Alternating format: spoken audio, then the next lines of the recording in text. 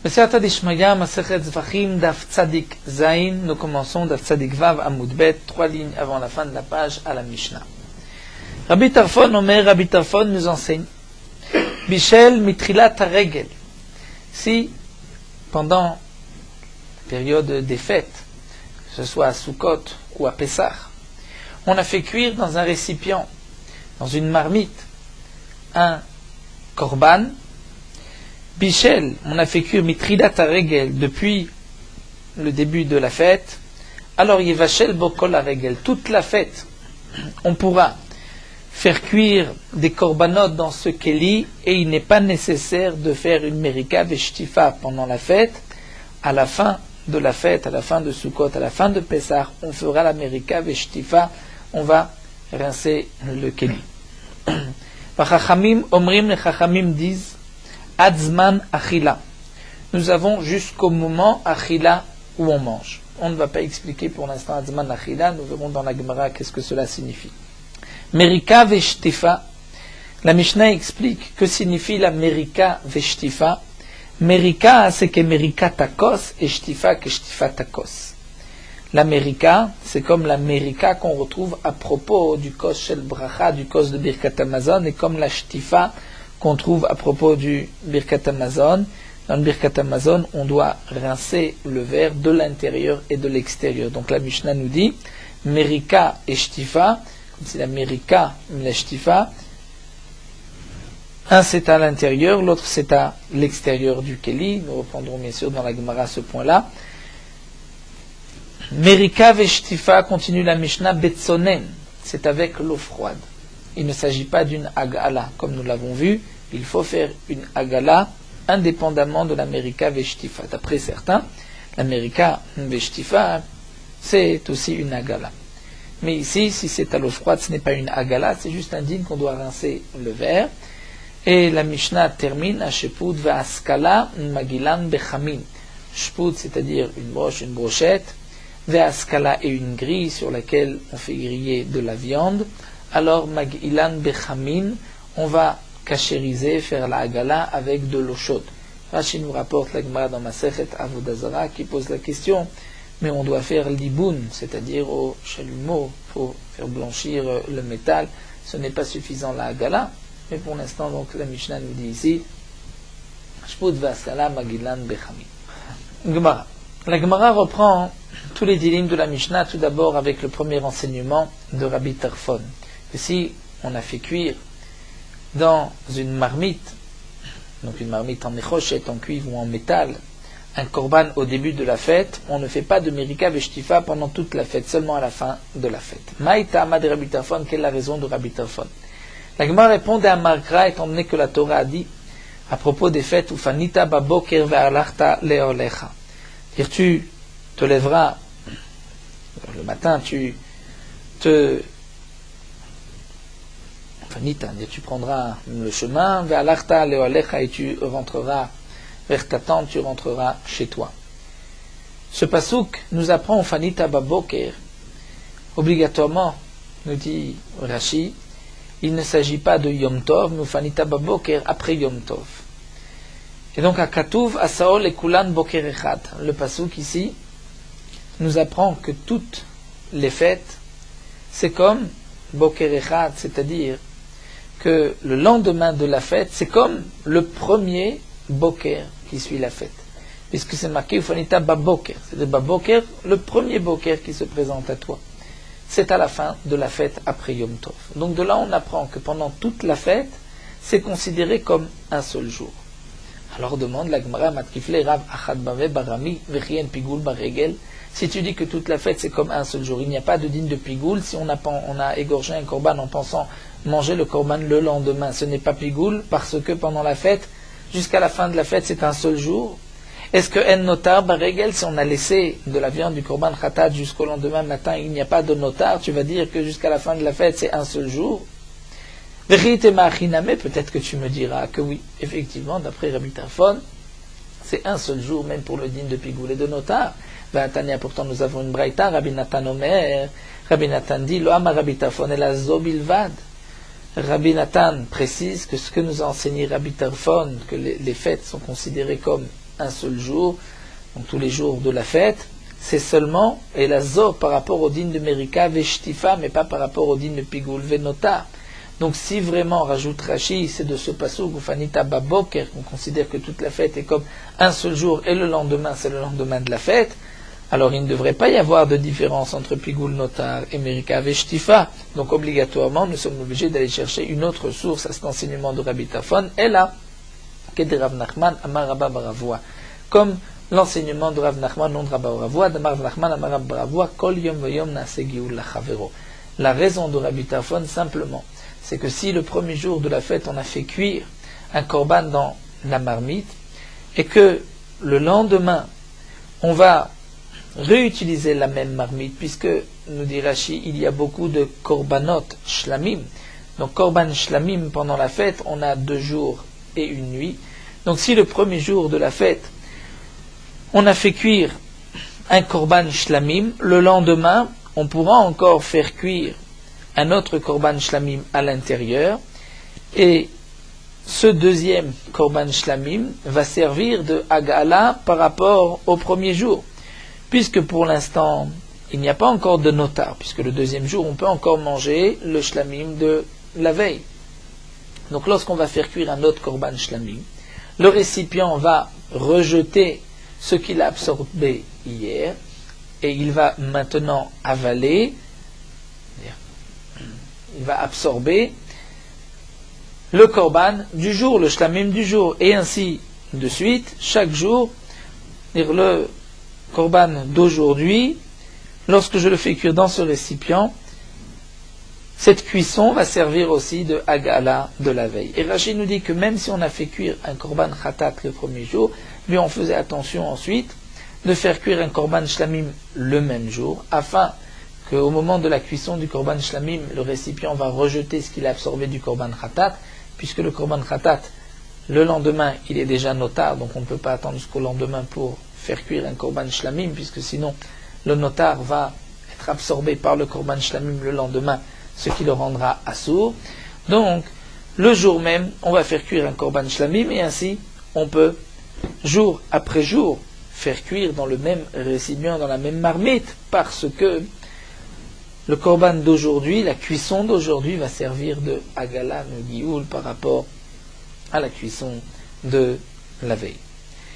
Mais les chachamim nous disent adzman achila. Les chachamim disent jusqu'au moment achila où on va manger, où on mange. Maïka Amar demande la Gemara, qu'est-ce que les chachamim ont voulu dire? Amar Rav Nachman, Amar Rav Baravua.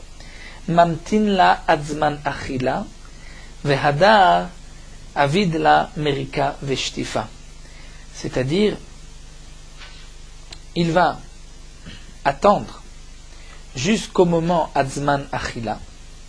Donc nous avons dans les Rishonim plusieurs girsaot. Certains disent mamtin la kol zman achila, c'est-à-dire tout le moment où on peut manger le korban, on n'a pas besoin de faire hagala, mais juste avant on doit faire hagala avant la fin du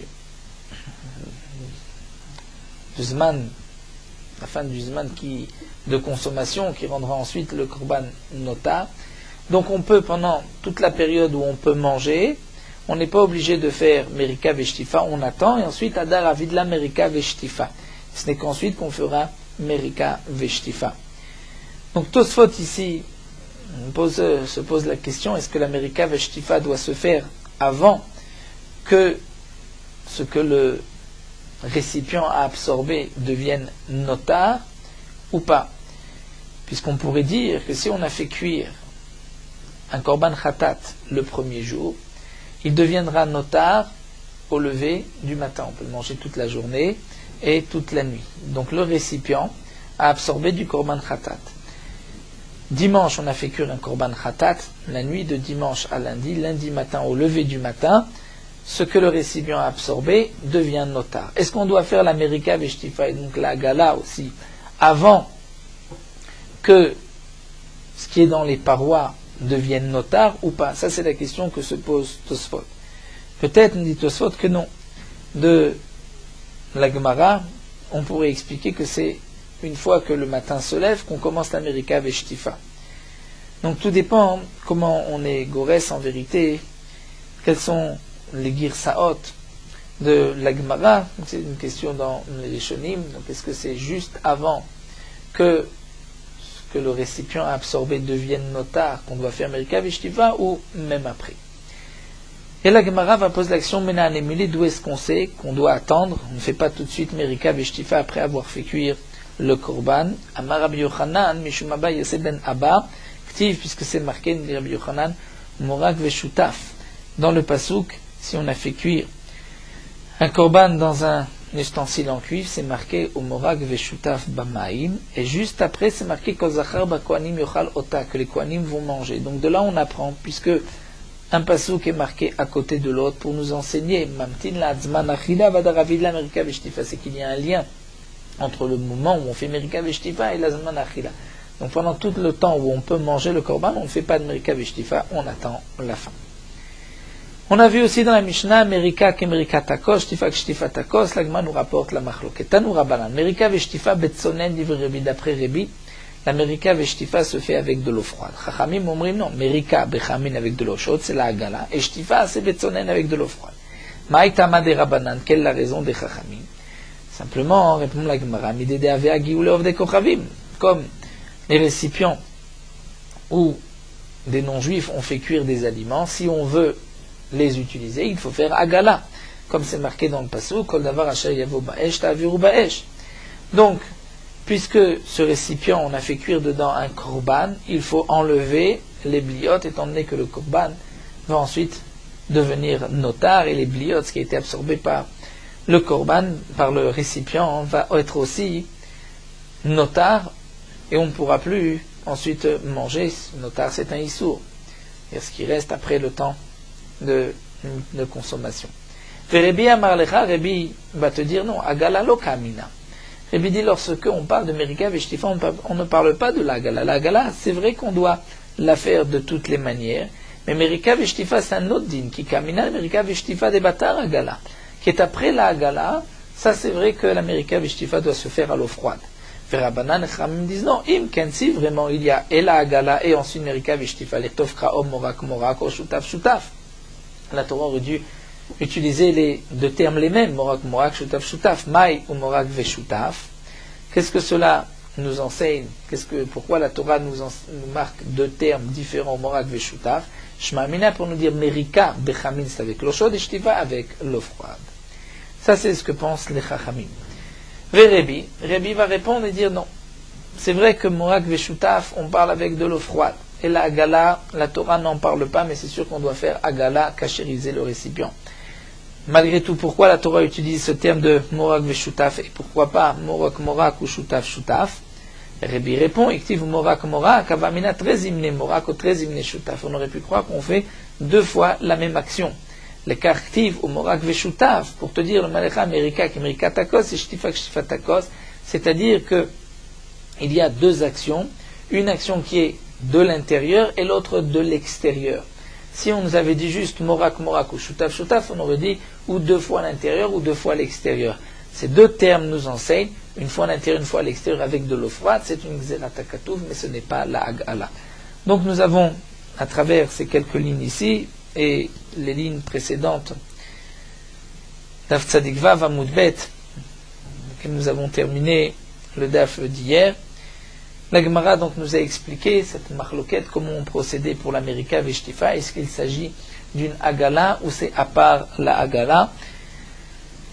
Donc de toutes les manières, comme la Gemara l'avait dit, même si c'est une Agala, la Merika Veshtifa, comme l'explique Rebi, mais il y avait un chidouche, c'est que l'Américain ne se fait qu'avec de l'eau et pas avec autre chose.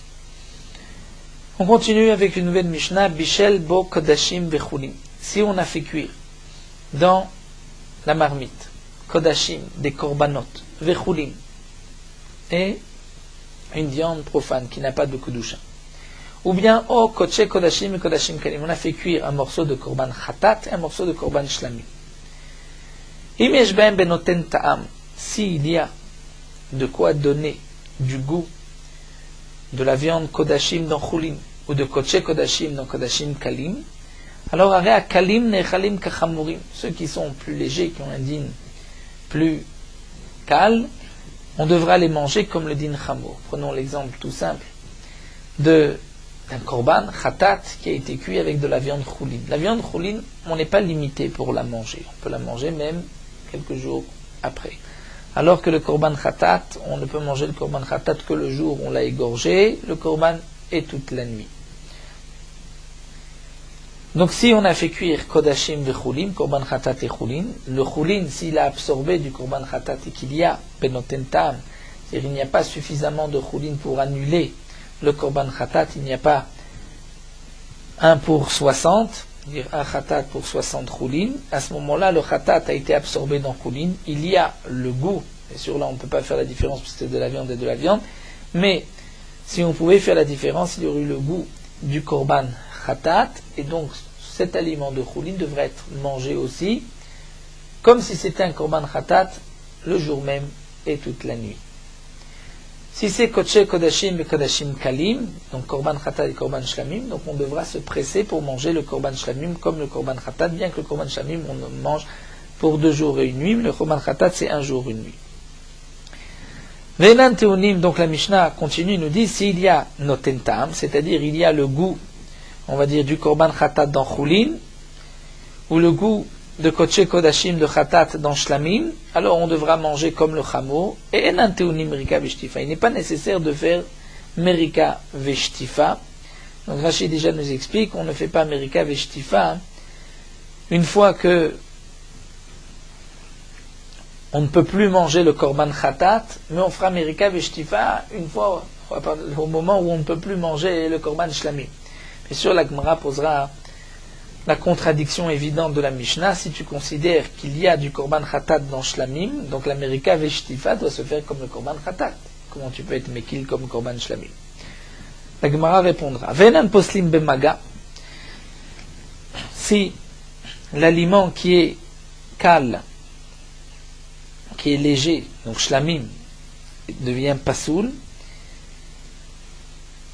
et il a touché un autre morceau de viande, et que ce morceau de viande a avalé du korban shlamim, il ne deviendra pas interdit ce morceau de viande. On expliquera pourquoi.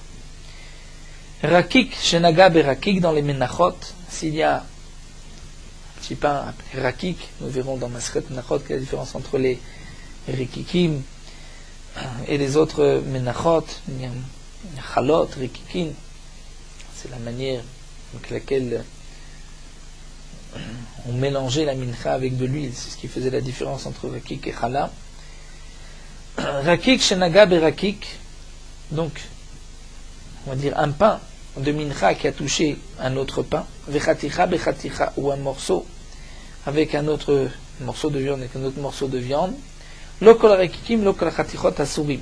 Ce n'est pas tout le morceau, tout ce pain qui est interdit. Si un pain était pasoul et il touche l'autre, donc le deuxième va absorber du premier, il va être interdit, mais ce n'est pas tout le deuxième pain qui est interdit. Et no asur il a bemakom shebala, seulement l'endroit où il a absorbé.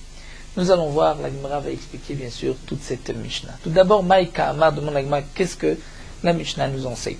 La Mishnah se contredit. Si on a korban, on va prendre korban khatat avec korban shlamim qui ont cuit dans la même marmite. S'il y a benoten tam, c'est-à-dire qu'il y a le goût du korban khatat dans shlamim, donc on va donner au korban shlamim les chumrot du korban khatat. Donc il faudra faire la merika veshtifa, et il faudra manger aussi le korban shlamim dans les temps limites du korban khatat. Donc puisque le khatat c'est le yom velaïla, on mangera yom velaïla, et la merika veshtifa on doit la faire aussi le yom velaïla. On ne peut pas la faire après le yom, on ne va pas attendre comme on mange le korban shlamim. Pourtant dans la Mishnah c'est marqué le contraire. Alors la Gemara va répondre à Chikam, il faut rajouter une ligne dans la Mishnah.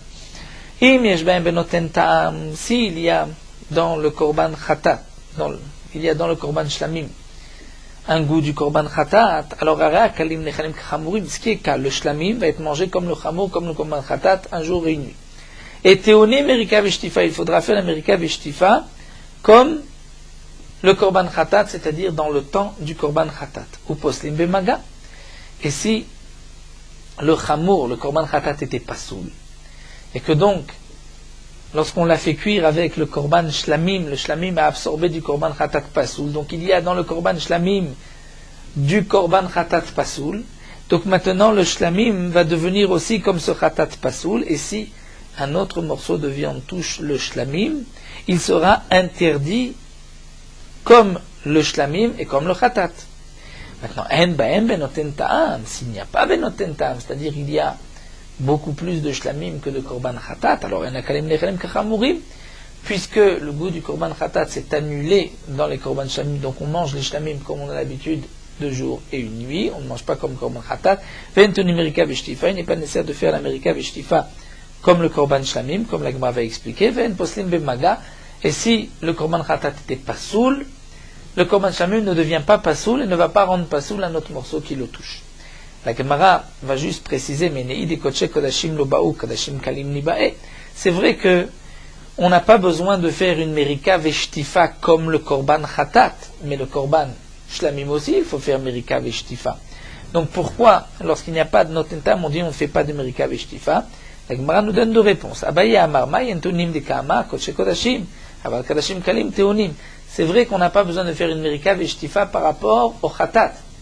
Donc dans le zman du korban khatat, mais on fera merika veshtifa par rapport au zman de shlamim. Rava lui va donner une autre réponse et dit cette Mishnah mané Rabbi Shimon, comme nous l'avons vu plus haut, d'amar kadashim kalim enan teonim merika veshtifa, d'après Rabbi Shimon, les kadashim kalim, il n'est pas nécessaire de faire merika veshtifa, donc s'il n'y a pas le goût du korban khatat dans shlamim, on ne fera pas du tout de merika veshtifa. La Gemara continue et pose la question, mais bishlama le Rava hainu de kataneo kodesh kodashim et kadashim kalim. Encore d'après Rava, qui explique que c'est d'après Rabbi Shimon.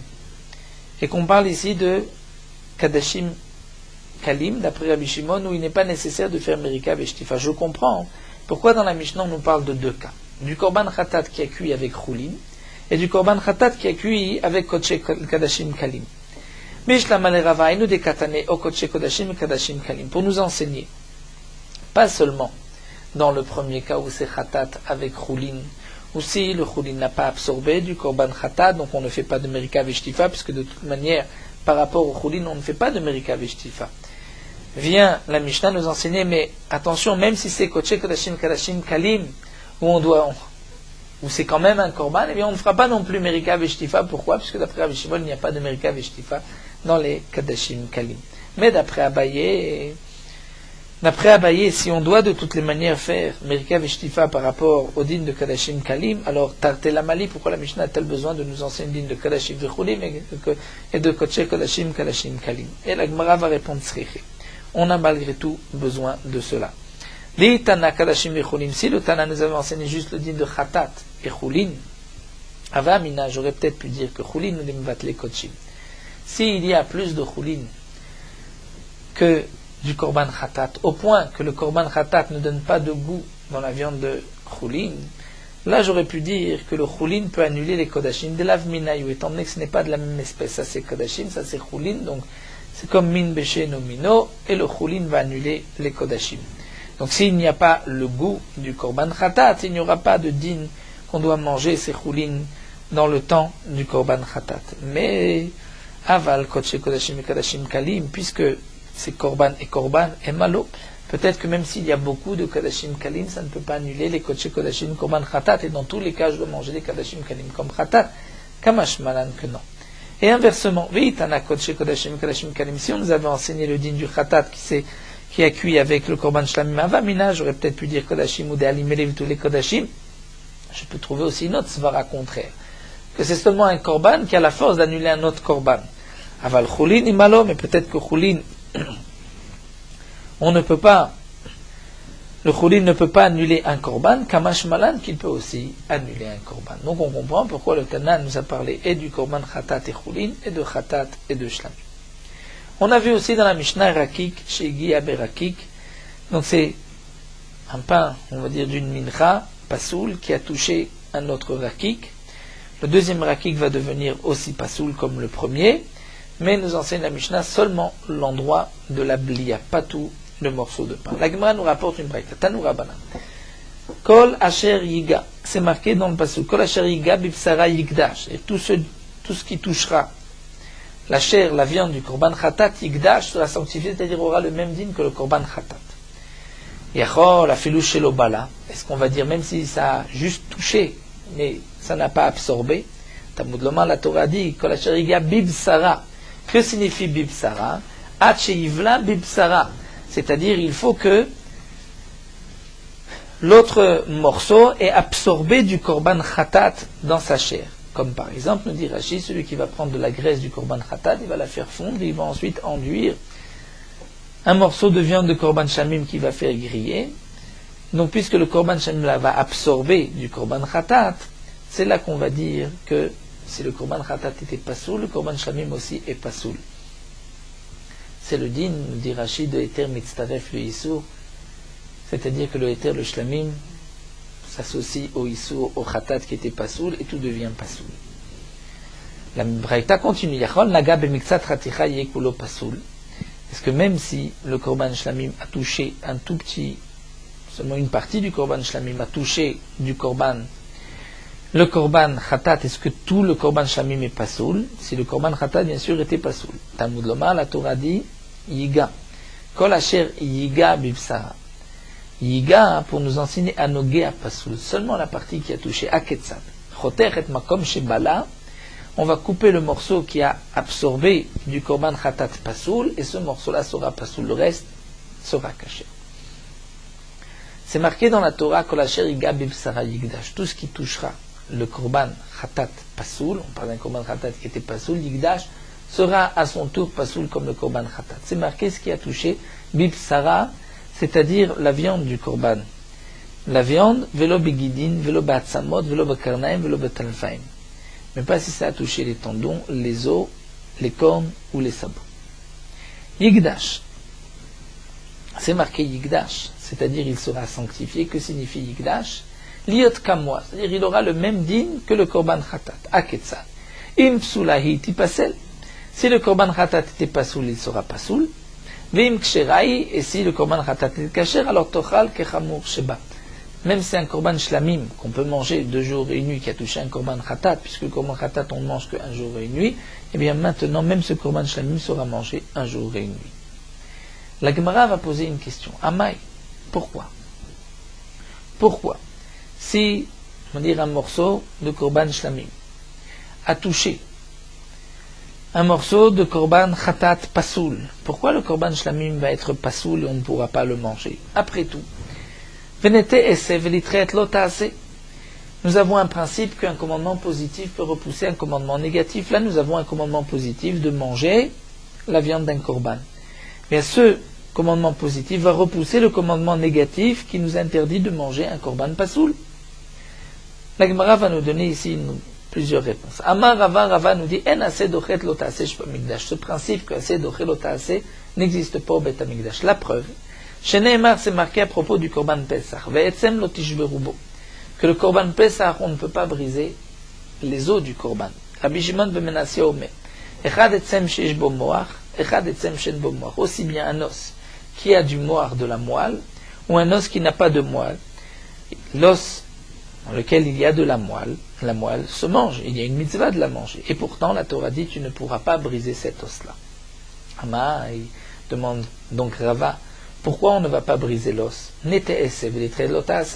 Le commandement positif de la Torah qui nous ordonne de manger, de manger la viande du korban Pesach, et la moelle, c'est aussi de la viande, le moire de Hatzamot, la moelle de l'os, c'est aussi considéré comme de la viande. Donc on a un commandement positif, et ce commandement positif devrait repousser le commandement négatif de ne pas briser un os. Et puisque tu vois que la Torah dit non, on ne va pas briser les os, et la haine assez dochet lotas. Donc c'est la preuve ici, la Torah t'apprend que un assez ne repousse pas un lota assez dans le Bet Hamikdash. Donc première réponse que nous donne ici la Gemara, celle de Rava, on ne pourra pas dire qu'un assez repousse un lota assez dans le Bet Hamikdash, et donc c'est pour cela que si le korban khatat pasoul a touché un autre korban khatat ou shlamim, et donc le morceau qui a touché ce premier korban khatat va devenir pasoul, on ne pourra pas le manger. Ravashi, lui, va donner une autre réponse et dire yigdash, puisque c'est marqué Yigdash. Le Yigdash, Kol Hashem Nogeh B'Israël Yigdash, c'est aussi un assez. C'est aussi un commandement positif qui dit que le morceau qui a touché le korban khatat pasoul deviendra comme le korban khatat pasoul. Et donc, en assez dochet lota assez ve assez. Le assez, le commandement positif de manger un korban ne pourra pas repousser le lota assez de manger un korban pasoul et le assez qui me dit que ce morceau maintenant est devenu pasoul. La Gemara va poser une question, mais ashkechan khatat de mitkadesh bebalua. Du pasouk, nous voyons que seulement le korban khatat, s'il est pasoul, ou s'il est kasher, mais il va donner au morceau qui va absorber de ce korban khatat le même din que le korban khatat. S'il est kasher, il sera kasher, l'autre morceau, il faudra le manger comme un korban khatat. S'il est pasoul, il sera pasoul comme le korban khatat. Mais Shar Kodashim, les autres korbanot, si c'est un morceau de shlamim pasoul qui a touché un autre morceau de korban, est-ce que cet autre morceau, cet autre korban deviendra aussi comme shlamim? D'où est-ce qu'on le sait? Minalan, Amar Shmuel Mishum Rab Lezer, c'est marqué Zot HaTorah La'ola, la mincha, le khatat ou la hacham ou le milim zevach hashelamim. De ce passage qu'on apprend, c'est la loi du korban ola, de la mincha, le korban khatat, hacham, milim zevach hashelamim, puisque tous ces korbanot sont marqués dans le passouk, c'est pour apprendre l'un de l'autre, comme nous le verrons Bezrat Hashem par la suite.